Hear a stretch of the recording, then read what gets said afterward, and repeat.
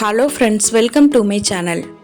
இன்னைக்கு சேமியா கிச்சடி எப்படி செய்கிறது அப்படின்ற வீடியோவை தான் உங்க கூட ஷேர் பண்ணுறேன்.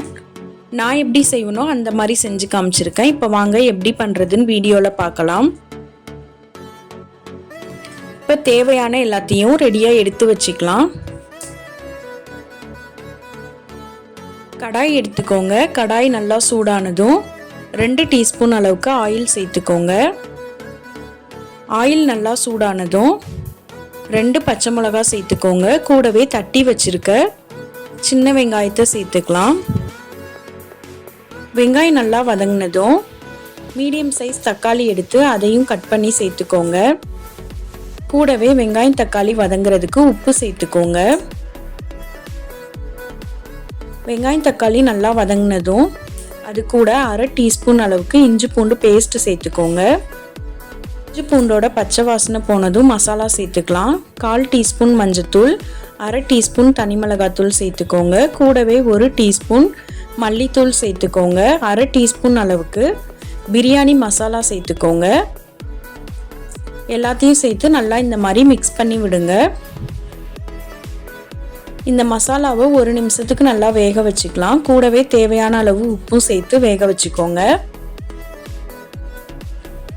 இப்போ எல்லாத்தையும் சேர்த்து நல்லா மிக்ஸ் பண்ணிவிட்டு சேமியா வேகிறதுக்கு தேவையான அளவு தண்ணி சேர்த்துக்கோங்க.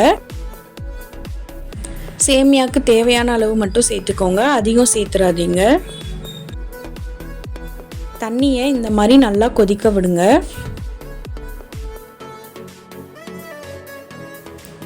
தண்ணி நல்லா கொதிஞ்சு மசாலா வாசனை போனதும் இது கூட நம்ம வச்சிருந்த சேமியாவை சேர்த்துக்கலாம்.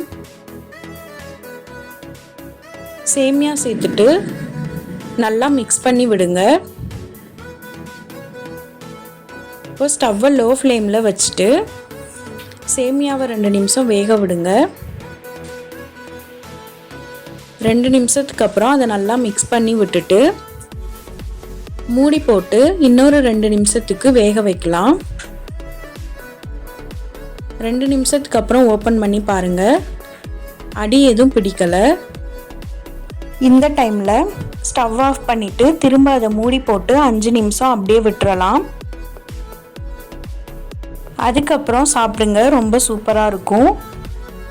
சேமியாவும் உதிரி உதிரியாக இருக்கும். நீங்களும் வீட்டில் இந்த மாதிரி செஞ்சு பாருங்கள். செஞ்சு பார்த்துட்டு டேஸ்ட் எப்படி இருந்ததுன்னு கமெண்ட்ஸில் சொல்லுங்கள்.